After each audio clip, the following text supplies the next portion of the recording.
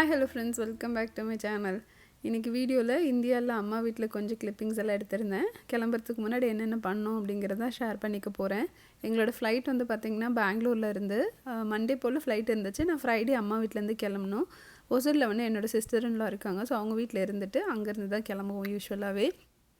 ஒசூர்லேருந்து வரும்போதே அக்கா வந்து மரத்தில் இருந்து மாங்காய் கொடுத்துருந்தாங்க. அதை பாட்டி கட் பண்ணி சூப்பராக வந்து ஊறுகாய் போட்டுட்டாங்க. அதுக்கப்புறம் இது வந்து பார்த்திங்கன்னா கருவேப்பிலை பொடி, நம்ம தோசைக்கு தொட்டு சாப்பிட்ற மாதிரி பருப்பு அப்புறம் கருவேப்பிலெல்லாம் போட்டு அம்மா பண்ணி வச்சுருக்காங்க.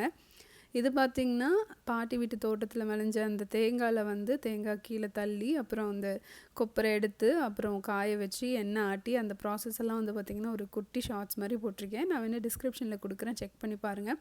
ஊருக்கு வந்து தேங்காய் எண்ணெய் எடுத்துகிட்டு வருவேன். அவங்க யூஸ்வலாகவே வந்து இந்த மாதிரி தேங்காய் எண்ணெய் ப்ரிப்பேர் பண்ணி தான் வீட்டுக்கே யூஸ் பண்ணுவாங்க. இதெல்லாம் வந்து அப்பப்போ போடுற ஊறுகாய் வந்து எடுத்துகிட்டு வந்து இந்த மாதிரி வெயிலில் வச்சுக்குவாங்க.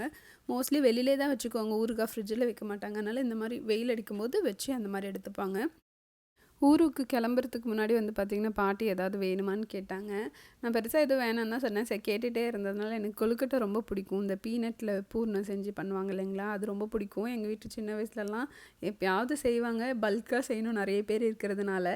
சரி, அதை செஞ்சு கொடுங்க அப்படின்னு சொன்னேன். நான் கூட அரிசி மாவு வாங்கிட்டு பண்ணுவாங்கன்னு நினச்சேன். ஆனால் என்ன பண்ணாங்கன்னா அரிசியை ஊற வச்சுட்டு கொஞ்சம் நேரம் கழித்து அந்த தண்ணி இருத்துட்டு ஃபுல்லாக ட்ரை ஆகிற மாதிரி தண்ணி இருத்துட்டு அதை என்னை மிக்சியில் இந்த மாதிரி போட்டு கொடுக்க சொன்னாங்க. நான் போட்டு கொடுத்தேன்.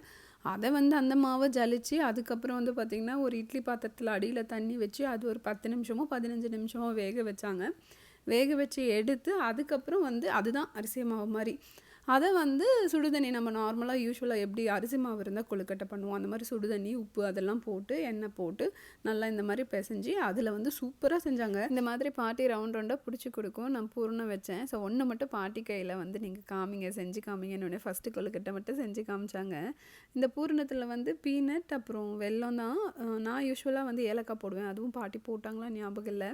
அந்த அமுத்தும் போது கூட வந்து பார்த்திங்கன்னா உடையவே இல்லை, சூப்பராக வந்து அமுத்த வந்துச்சு எனக்கு. பாட்டியை வந்து வீடியோ எடுக்கிறேன் காமி அப்படின்னு பாட்டி வந்து பார்த்திங்கன்னா பயங்கரமாக டிசைன் எல்லாம் போட்டாங்க. அதுக்கு தான் வந்து பார்த்திங்கன்னா சிரிக்கிறாங்க. அம்மாவும் அப்பாவும் பார்த்திங்கன்னா ரீசெண்டாக தானே எங்கள் பாட்டி ஊருக்கு மூவ் பண்ணியிருக்காங்க. ஸோ லாஸ்ட் இயர் அதுக்கு முன்னாடி வருஷம்லாம் எப்போ நான் இந்தியாவுக்கு வந்தாலுமே வந்து பார்த்திங்கன்னா பாட்டி வந்து திருப்பத்தூர் வந்துடுவாங்க. அதே மாதிரி பாப்பா பிறந்த டைம்லேயும் வந்து பார்த்திங்கன்னா நிறைய நாள் என் கூடயே தான் இருந்தாங்க. ஸோ எப்பப்பெல்லாம் சான்ஸ் கிடைக்குதோ பாட்டி என் கூட வந்து இருப்பாங்க.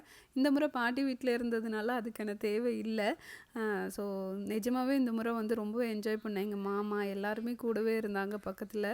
ஸோ இதுதான் வந்து பார்த்திங்கன்னா எங்கள் தாய் மாமா. ஆல்ரெடி நான் உங்களுக்கு இன்ட்ரடியூஸ் பண்ணியிருப்பேன், ஷார்ட்ஸில் பார்த்துருந்தீங்கன்னா தெரிஞ்சிருக்கும். எல்லாமே ஜாலியாக பேசிட்டு வந்து பார்த்திங்கன்னா கொழுக்கட்டை செஞ்சோம். பூர்ணம் வந்து பார்த்திங்கன்னா கொஞ்சம் சீக்கிரம் காலி ஆகிடுச்சு, கொஞ்சமாக மாவு மீந்துருந்துச்சு. ஸோ அதுக்கு வந்து கார கொழுக்கட்டை பண்ணலாம் அப்படின்ட்டு அம்மா கொஞ்சோண்டு வெங்காயம் பச்சை மிளகாலாம் போட்டு வதக்கி வச்சுருக்காங்க. அப்புறம் இது வந்து பார்த்திங்கன்னா கொழுக்கட்டை சுட சுட வந்து பார்த்திங்கன்னா ஒரு 4-5 கொழுக்கட்டை சூப்பராக சாப்பிட்டேன். செம்ம டேஸ்ட்டாக இருந்தது. ரித்திகா கொஞ்சம் கொடுக்கலான்னு கொடுத்தா வேணான்ட்டு ஓடிட்டா. நான் வந்து பார்த்திங்கன்னா ஈவினிங்க்கு மேலே தான் பொறுமையாக திங்ஸ் எல்லாம் எடுத்து வைக்கவே ஆரம்பித்தேன். வந்த உடனே அம்மா ஷெல்ஃபெல்லாம் கிளியர் பண்ணி கொடுத்துப்பாங்க. ஸோ துணியெல்லாம் அதில் தான் இருக்கும். ரித்திகாவோட ஸ்டஃப் எல்லாம் மோஸ்ட்லி அவளோட சூட்கேஸ்லேயே வந்து அடைஞ்சிருச்சு இந்த முறை. ஸோ அதனால் அந்த ஒரு பெட்டி தான் ரித்திகாக்காக.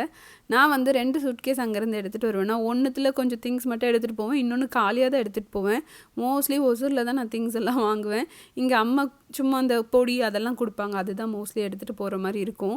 இந்த முறை வந்து பார்த்திங்கன்னா ராகி வந்து நிலத்துல விளைஞ்சது வந்து அரைச்சி வச்சுருந்தாங்க. ஸோ அதை எடுத்துக்கிட்டேன் கொஞ்சம். அது இல்லாமல் மிளகா நான் ஷார்ட்ஸில் கூட காமிச்சிருப்பேன் ரித்திகா காய போடுற மாதிரி. ஸோ மிளகா தூள் கொஞ்சம் எடுத்துட்டேன்ட்டு ஆல்ரெடி இருந்ததுனால நான் கொஞ்சம் தான் எடுத்துட்டேன். கருவேப்பிலை பொடி வந்து பார்த்திங்கன்னா நான் ரொம்ப ப்ளெயினாக கேட்டேன், தண்ணியில் மிக்ஸ் பண்ணி குடிக்கிற மாதிரி. நான் கொஞ்சம் கூஸ்பெரி பவுடரெல்லாம் வாங்கி வச்சுருக்கேன். ஸோ அதெல்லாம் குடித்தா நமக்கு கொஞ்சம் முடி வளரும் கொஞ்சம் அந்த மாதிரி யோசிச்சு தான் நான் வந்து கேட்டேன் அம்மாட்ட. அம்மா என்ன நினச்சிட்டாங்கன்னா பொடி மாதிரி கேட்குறேன்னு நினச்சி பருப்பெல்லாம் போட்டு அரைச்சிட்டாங்க. அதனால் சொன்னதுனால கருவேப்பிலை போய் பறிச்சிட்டு வந்துட்டு திரும்ப காய வச்சு அப்புறம் இன்னும் ரொம்ப நல்லா காஞ்சிருக்காது இல்லைங்களா, அதனால் லைட்டாக ஹீட் பண்ணிவிட்டு அதை அரைச்சி கொடுத்தாங்க. எங்கள் வீட்டு முன்னாடி வந்து இந்த மாதிரி தான் இருக்கும், பயங்கர க்ரீனரியாக இருக்கும். நான் இன்ஸ்டாகிராம் ஸ்டோரிஸில் வந்து மழை பெய்யும் போதெல்லாம் போட்டிருப்பேன். அதுவும் நான் சொன்ன மாதிரி இந்த முறை மழை பெஞ்சதுனால வந்து பார்த்திங்கன்னா ஃபுல்லாக பச்சை பசேல்னு இருந்துச்சு. நான் கூட பாட்டிக்கிட்ட கேட்டேன், காயாதான் இது எப்பயுமே இப்படி தான் இருக்கும் அப்படின்னு. பாட்டி சொன்னாங்க இந்த முறை மழை ரொம்ப நல்லா இருக்குது அதனால் இப்படி இருக்குன்னு. பட் ஸ்டில் வந்து பார்த்திங்கன்னா நான் இந்த மாதிரி பார்த்துருக்கேன், பாட்டி வீட்டுக்கு வருவோம் இருப்போம். பட் ரீசெண்ட் இயர்ஸில் அவ்வளோ நல்லாலாம் இல்லை, ஒரு நாள் வருவோம் போயிடுவோம், பெருசாக தங்கினதில்லை. ஸோ இந்த முறை ரித்திகாவும் வந்து பார்த்திங்கன்னா பயங்கரமாக என்ஜாய் பண்ணால். நானே வந்து பார்த்திங்கன்னா சின்ன வயசில் இந்த மாட்டுக்கெல்லாம் பயப்படுவேன், கிட்ட போக மாட்டேன். ஆனால் ரித்திகா வந்து பார்த்திங்கன்னா அதுக்கு தண்ணி காமிக்கும்போது அந்த புண்ணாக்கெல்லாம் கொண்டு போய் அப்படியே கிட்டேயே போய் கொட்டினா. எனக்கே ஆச்சரியமாக இருந்துச்சு. இப்போ வரைக்குமே நான் பெருசாக மாடிக்கிட்ட போக மாட்டேன். பட் அவளை பார்க்கும்போது எனக்கு வந்து ஹாப்பியாகவும் இருந்துச்சு. அவள் எப்பயுமே வெளியில் தான் இருப்பாள். மாடு பால் கறக்கிறத பாப்பா. ஒன்று அவளாக விளாடுவா, அப்படி இல்லைன்னா பார்த்திங்கன்னா அந்த பப்பி ஒன்று இருக்கும் எங்கள் வீட்டில், அது கூட சேர்ந்து ஜாலியாக விளையாடிட்டு இருப்பா. அதுவும் இவள் பின்னாடியே திரிஞ்சிட்ருக்கும். அதுக்கப்புறம் மண்ணில் வந்து வீடு கட்டி விளையாடுவா. அப்படி இல்லைன்னா எங்கள் வீட்டு முன்னாடி வந்து தண்ணி சேவ் பண்ணுறதுக்காக அந்த தொட்டி இருக்கும் ஒன்று அதில். ஸோ அதில் ரொம்ப தண்ணி இருக்குது அப்படின்னு பார்த்திங்கன்னா அந்த தவளை வந்து 1 2 இருந்துகிட்டே தான் இருக்கும். அதனால் அந்த டேட்பூல் குட்டியாக இருக்கும் இல்லைங்களா, அது இருக்கும். அதை பிடிச்சி அது கூட கொஞ்சம் நேரம் விளையாடிட்டுருப்பான். நான் டச் மட்டும் பண்ணக்கூடாதுன்னு சொல்லியிருக்கேன். எப்படி என்னாலே வந்து அதில் இருக்க தவளைலாம் பிடிக்க முடியறதில்ல. ஆனால் அவள் அதை பிடிச்சி அதை சேவ் பண்ணி வைப்பாள். ஆனால் காலையில் என்ன ஆகுனா எங்கள் பாட்டி இல்லைன்னா எங்கள் அம்மா தெரியாமல் அதை எடுத்து கொட்டிடுவாங்க. இதே தான் வந்து பார்த்திங்கன்னா டெய்லியும் நடக்கும். ஸோ போகிற அன்றைக்கும் வந்து பார்த்திங்கன்னா அதுதான் அவள் பண்ணிகிட்ருந்தா. மதியம் போல் தான் வந்து பார்த்திங்கன்னா ஒசூருக்கு கிளம்புறதா இருந்தோம். என்னோடய மாமா பாஸ்கரோட அண்ணா வந்து சென்னையிலேருந்து வராங்க. அவங்க போகிற வழியில் அப்படியே வந்து பிக்கப் பண்ணிட்டு ஒசூர் போகிறோம். அவங்க வந்து கிரகப்பிரவேசத்தப்போ வர முடியல. சரி அப்படியே அம்மா அப்பாவை பார்க்குறதுக்காக வந்திருந்தாங்க. அவருக்காக தான் வந்து பார்த்திங்கன்னா நான் வந்து லன்ச் ப்ரிப்பேர் பண்ணிகிட்ருக்கேன். மட்டன் குழம்பும் பெப்பர் சிக்கனும் அப்படின்னு செய்யலாம் அப்படின்னு தான் செஞ்சிட்ருக்கேன். என்னன்னு தெரியல, அம்மா இந்த முறை வந்து எந்த ஒரு நான்வெஜ்னாலுமே நீயே செய்யின்னு விட்டுட்டாங்க. ஸோ அதனால் வந்து இந்த முறை வந்து எப்பயுமே நான் பெருசாக வேலை செய்ய மாட்டேன். பட் இந்த முறை வந்து கொஞ்சம் நல்லா வேலை செஞ்சு கொடுத்த ஒரு திருப்தி இருக்குது. இருந்தாலுமே அம்மா வீட்டுக்கு வந்தாவே வந்து பார்த்திங்கன்னா நான்லாம் கொஞ்சம் ஜாலியாக தான் இருப்பேன். அம்மாவும் வந்து பெருசாக வந்து வேலை செய்யன்னு கேட்க மாட்டாங்க.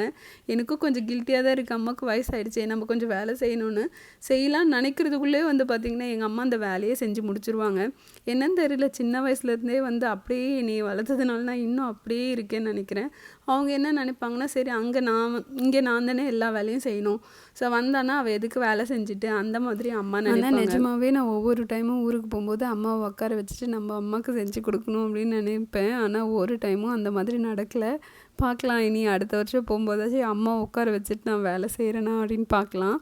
ஸோ இது வந்து பார்த்திங்கன்னா ரொம்ப சிம்பிளாக தான் இந்த மட்டன் குழம்பெல்லாம் நான் ஆல்ரெடி நிறைய டைம் ஷேர் பண்ணியிருக்கேன். பெப்பர் சிக்கனும் வந்து பார்த்திங்கன்னா ஜஸ்ட் அந்த கியூமின் பெப்பர் இது ஃபெனல் சீட்ஸ் இது 3ம் போட்டு இடித்து நார்மலாக செய்கிற மாதிரி தான் செஞ்சேன்.